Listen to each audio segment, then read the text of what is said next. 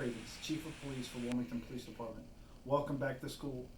Today we're going to read Owl Moon by Jane Yolen.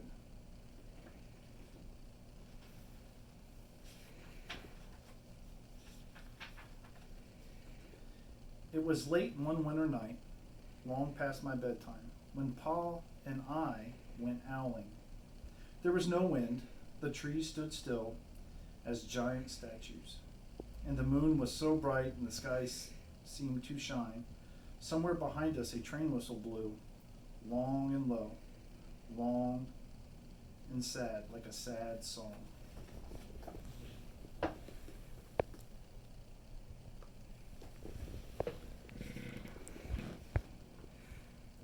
I could hear it through the woolen cap Pa had pulled down over my ears.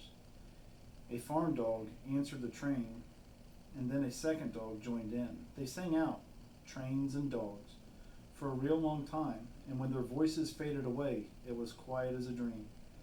We walked on towards the woods, Pa and I.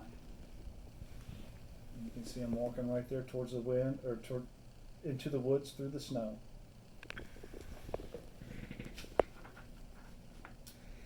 Our feet crunched over the crisp snow, and little gray footprints followed us. Paul made a long shadow, but mine was short and round. I had to run after him every now and then to keep up, and my short, rounded shadow bumped after me. But I never called out. If you go owling, you have to be quiet. That's what Paul always says. I had been waiting to go owling with Paul for a long, long time. And can you see their shadows?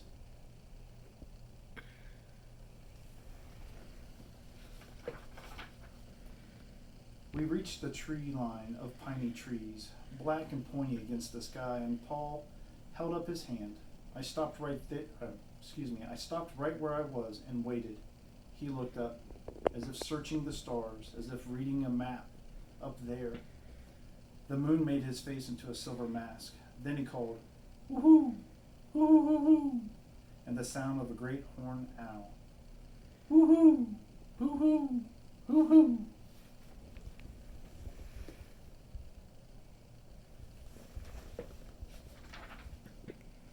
Again, he called out, and then again.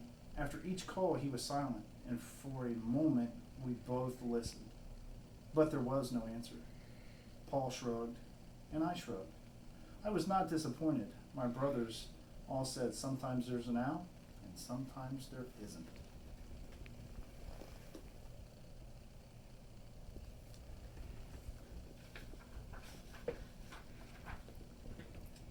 He walked on. I could feel the cold as if somebody's icy hand was palmed down on my back, and my nose at the tops of my cheeks felt cold and hot at the same time. But I never said a word. If you go owling, you have to be quiet and make your own heat.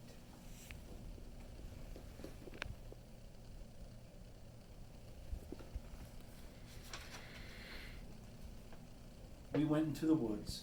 The shadows were the blackest things I had ever seen. They stained the white snow. My mouth felt furry, for the scarf over it was wet and warm.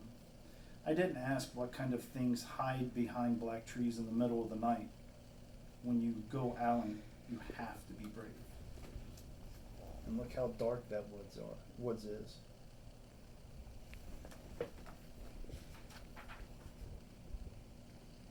Then we came into a clearing in the dark woods. The moon was high above us. It seemed to fit exactly over the center of the clearing, and the snow below it was whiter than milk in a bowl of cereal. Look how white that snow is.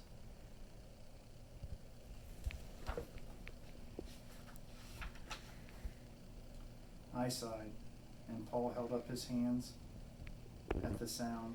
I put my mittens over the scarf over my mouth and listened hard, and then Paul called, "Woo-hoo! Hoo-hoo-hoo! Hoo!" I listened, and I looked so hard my ears hurt and my eyes got cloudy with the cold. Paul raised his face to call out again, but before he could open his mouth, an echo came threading its way through the trees.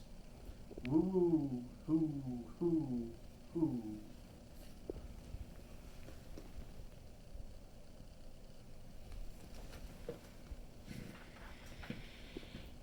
Paul almost smiled. Then he called back, woo, woo, hoo, hoo, hoo, hoo, just as if he and the owl were talking about supper, or about the woods, or the moon, or the cold. I took my mitten off the scarf off my mouth, and I almost smiled too.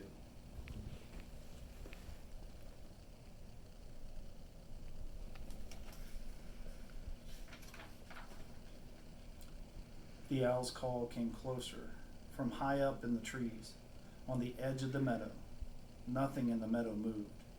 All of a sudden, an owl shadow, part of the big tree shadow, lifted off and flew right over us.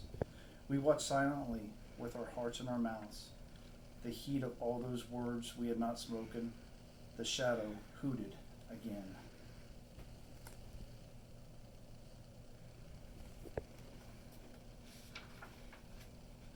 Paul turned on his big flashlight and caught the owl just as it was landing on a branch.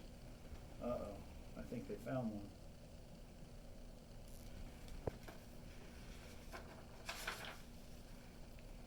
For 1 minute, 3 minutes, maybe even 100 minutes, we stared at one another.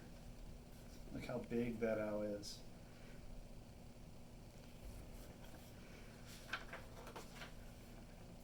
Then the owl pumped its great wings and lifted off the branch like a shadow without sound.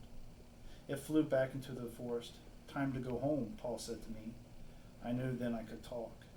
I could even laugh out loud, but I was a shadow as we walked home.